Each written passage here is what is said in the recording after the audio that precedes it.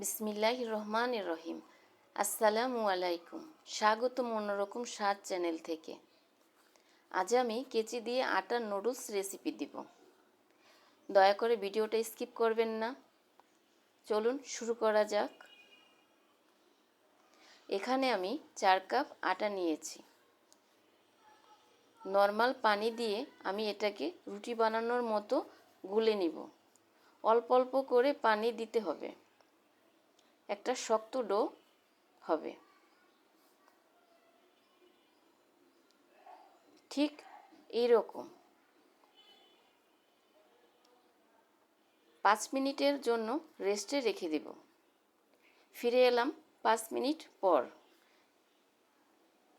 দেখুন হালকা নরম হয়েছে। আমি এটাকে 2 ভাগ করে নেব। এরকম একটা কেচি লাগবে। ডোটাকে কিছুটা আটার গুঁড়ি দিয়ে নিব যাতে কাটতে সুবিধা হয়। দেখুন ঠিক এইভাবে কাটতে হবে। চোখে দেখে শিখতে হবে, বলে বোঝানো যাবে না। কিছুক্ষণ পর পর আটার গুঁড়ি দিয়ে কাটতে হবে। দেখুন আমি কিভাবে কাটি। আবারও গুঁড়ি দিব।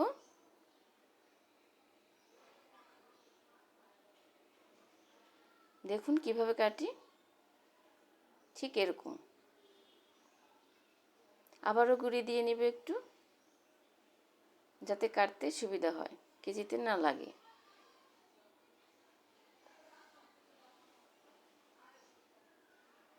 দেখুন আবারও একটু গুঁড়ি দিয়ে নিব যেন না লেগে যায়।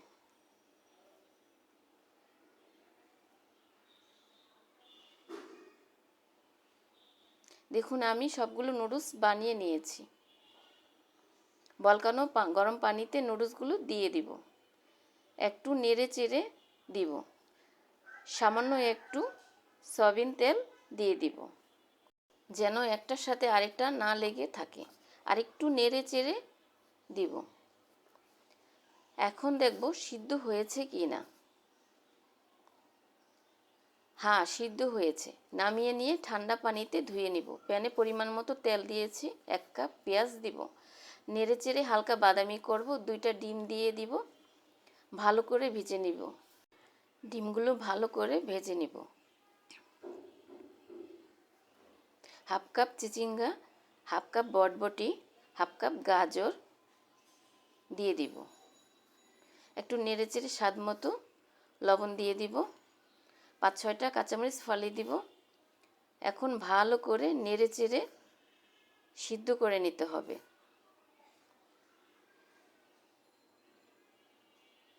1/2 কাপ টমেটো পেস্ট দিয়ে দিব। আবারও ভালো করে নেড়ে চেড়ে নিতে হবে।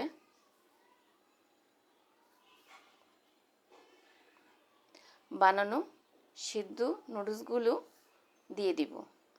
আবারও নেড়ে চেড়ে দিব। এখন 1 চামচ সয়া সস দিয়ে দিব। কিছুক্ষণ ভেজে নিব। এখন নামিয়ে নিয়ে পরিবেশন করব। দেখুন কি লোভনীয় হয়েছে। আপনারা বাসায় বানিয়ে খাবেন। ভালো লাগলে সাবস্ক্রাইব, কমেন্ট আর শেয়ার করবেন। আল্লাহ হাফেজ।